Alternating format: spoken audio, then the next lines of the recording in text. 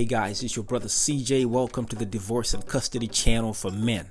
Now on this channel, I teach men how to be successful in their divorce proceedings because, as you know, 50% of marriages end in divorce and 80% of those divorces are initiated by women. But the men are the ones on the losing end because they lose their homes, their savings, their children, their future income. So if you're a man and you want to learn how to successfully divorce, hit that like and subscribe button and support the channel. Alright, fathers, now as you go through your divorce process, you're going to find that you will have to make a decision between going to court or settling your case out of court. If you are on talking terms with your ex and you are coming to the negotiating table, you may be able to reach a settlement out of court which is agreeable to you both.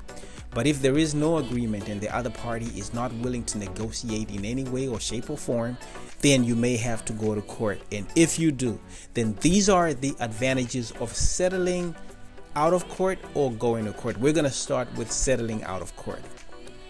Number one, you both get to decide what the divorce decree will look like because you both are part of the negotiations. So terms such as visitation, child support, holiday breaks for the kids, how you will divide the time for the kids between your house and your ex's house, those things will be decided by you together. Number two, it will cost you much less than being in court because you can use a mediator and you can also use your attorney, but the costs will be significantly less than if you go to court. Now the cons are, if the other party notices any loopholes that you miss in the process of the negotiation, then they can use those to exploit you. They will quickly come to agreement, then based on that vague language of things like child exchanges, dates of return of the children, they will just continue to take advantage because it's not in the decree.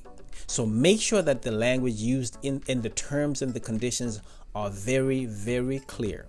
Number two, another con is that if you leave out certain important matters because it's a less formal event, if you do that, that will become the source of many problems in the future. Now, this could include things like, but not limited to, like alimony, future income, how you will handle taxes, child tax credit, who gets to file the children, what years you get to file, property, retirement funds. These things can become a nightmare and can begin to cost you thousands of dollars if you leave them out and you are not diligent in your negotiations. Now here are the pros for going to court. When you go to court, the judge makes the final decision. So if you have a solid case and things are leaning in your favor, especially if the ex-wife is not in the mood to negotiate with you, then the judge will likely consider that both of you need to have an involvement in your children's lives. And for example, you may get visitation, which is fair. She gets 4 days out the week, you get 3 days out the week. You may get every other weekend, she may get every other weekend visitation. All of these things will be in the judge's hands. Now here's the big disadvantage of going to court. You are at the mercy of the judge because you have failed to come to your own negotiation and agreement. So if the judge is unhappy with you or your attorney for any reason, then it will also reflect in your divorce decree. You will have to take what's ordered and then you will have to make do, even if you think it's unfair. Not saying that the judge is going to be unfair, but it is left up to the judge to make a decision on your final divorce decree. Number two, the costs of going through the court are huge and the process can be a bit lengthy because court dates are usually scheduled 3 to 4 months in advance. For instance, my divorce process lasted 3 years, and in those 3 years, the court sessions would happen every 5 months or 6 months.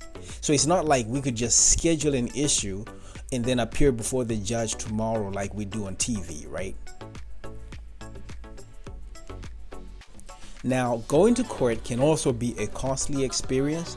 For example, a good attorney can run between $250 to $300 an hour. The preparation alone takes weeks, and a divorce court date can take about 8 hours in session. So it's easy to run up a huge bill, but at the same time, if the other party is not ready to negotiate, then that's the option you have to go with, and you have to go prepared.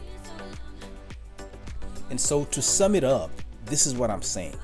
It's possible for you to come to agreement with the other party and create your own divorce decree, as long as you make sure that everything that you need, every issue that's going to affect that divorce is included in your decree together.